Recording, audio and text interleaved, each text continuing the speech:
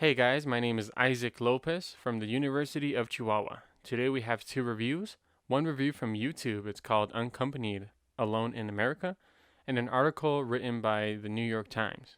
So the story starts with a young girl from about 12 to 15 years old that gets inside a courtroom in Portland, Oregon. The translator hands her the headphones and she, blesses to God, everything goes right.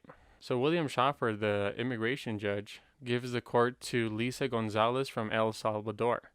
She does not speak English, so that's why we have the English to Spanish interpreter.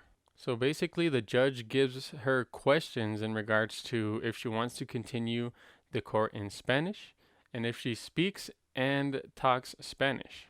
She was arrested from the United States without having any legal paper. And the next part of the video breaks my heart. This is a little boy from about 3 to 5 years old. The judge asks if the kid is a little bit nervous. So the kid says yes. He talks about the proceedings in the court, and obviously the kid does not understand in regards to these procedures. The judge is kind of sad in this case because it's just a little boy. In the next part of the video, a little girl comes inside from about 5 to 8 years old. She's also given the headphones by the Spanish translator. Her name is Sophia. He also asks if the little girl is nervous.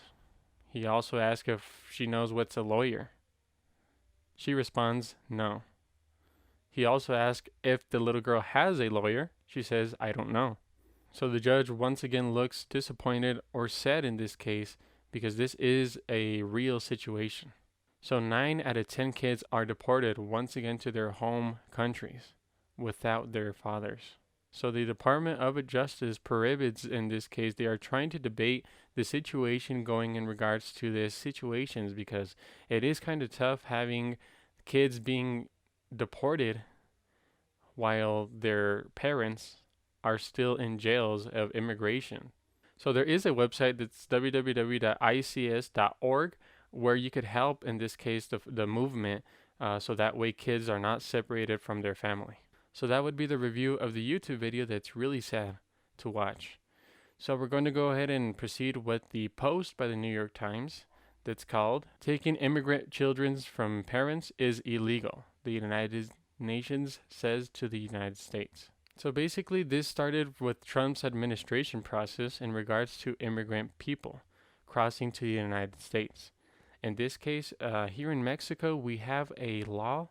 When you enter the country of Mexico, you have all rights as a Mexican, even if you're African, even if you're from the Salvador, American, Canadian, you have all the Mexican rights just crossing the border. It's not the same in the United States.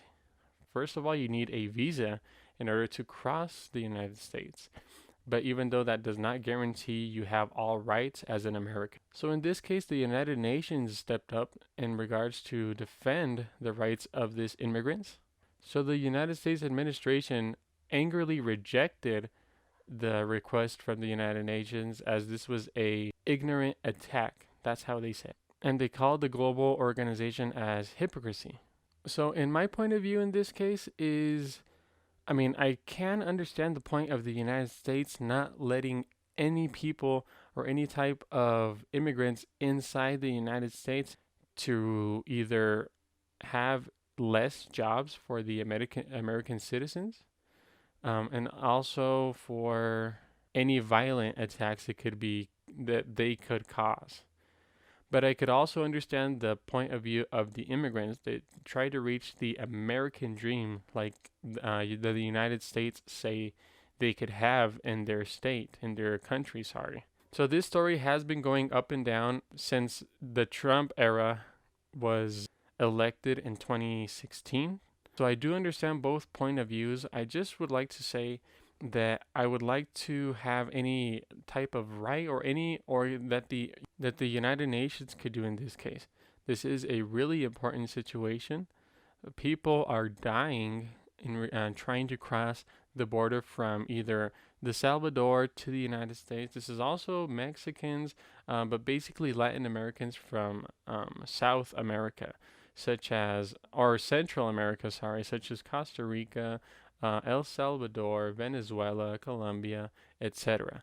And also, well, Mexicans. So the main issue here in regards to in Mexico was that the immigrants were crossing the Mexican border. So since they do have that right, that when they cross the Mexican border, they would be having any rights. Another right in this case would be that you would be able to travel free in the state of Mexico. So basically, that's well, it's not taking advantage, but they did got the actual laws correctly. So that's why they're crossing from the south part of Mexico up until the north part of Mexico. That would be Ciudad Juarez or Tijuana. That's why Trump is trying to build the wall in regards to, or build the wall in the border of Mexico and the United States, even though Mexico does not have any fault, I would say. But I mean, I do get it that we are basically the street or the road towards the American dream. But we can't just deny the access to any immigrant. There have been immigrants that has stood in Mexico for around a month, 2 months, 3 weeks, without eating, without drinking water. So that's when our department from Mexico is trying to help the immigrants with food, with water. It might not be the best food they could get, but I mean, at least we're trying to help them. There's also work documents that we're trying to generate for these immigrants, so that way they could have a place to work in the meantime in Mexico. So that way they could win money and eat. I hope you guys liked the video. And thank you so much for watching. My name once again is Isaac Lopez from the University of Chihuahua, and have a great day.